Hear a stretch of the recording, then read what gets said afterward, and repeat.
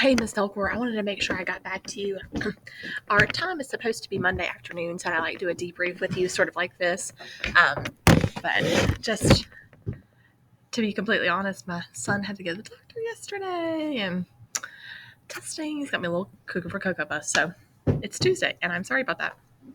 So what I wanted to do was just kind of go through the observation sheet, the look for sheet I told you I was going to go through, and I'm going to provide some strategies that I think that made sense anyway with what you're doing.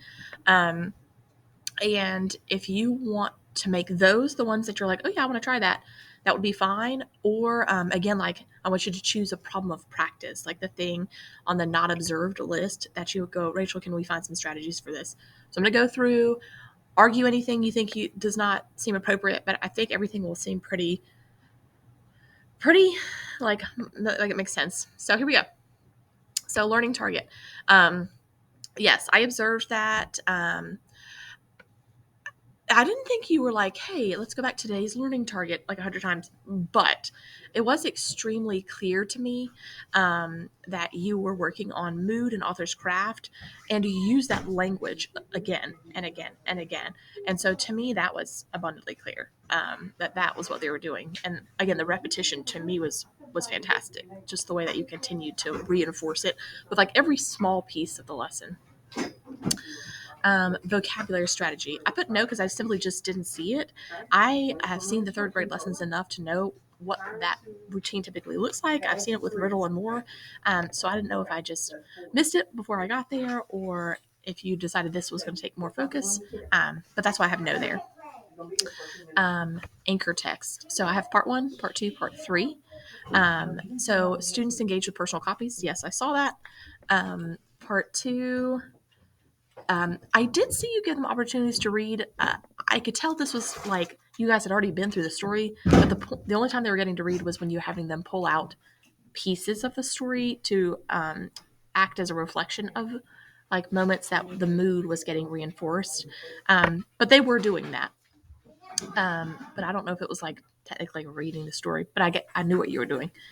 And then part 3, teacher pauses at appropriate points to think aloud. It's really interesting, I think, to watch you teach because you do that very naturally. Like, you just have this way of, I feel like, constantly kind of like thinking out loud to reinforce, and it's great.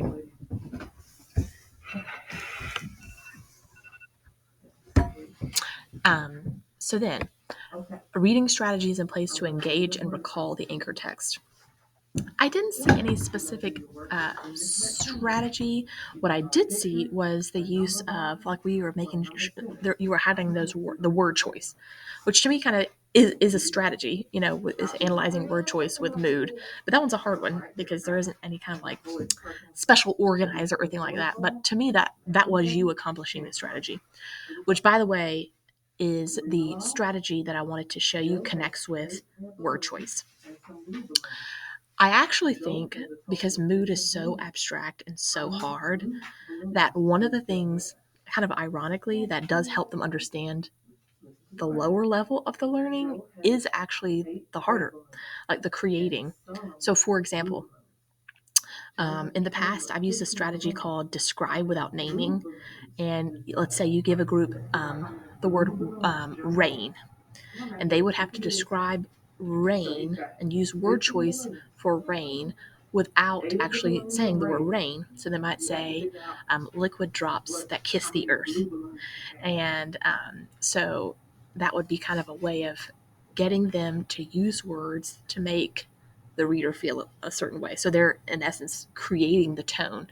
And then you got to say, all right, now what words did you choose? Why did you choose those? An author does the same thing. That was also true. I'm sorry, I have that here for Lucy Calkins' writing lesson for place.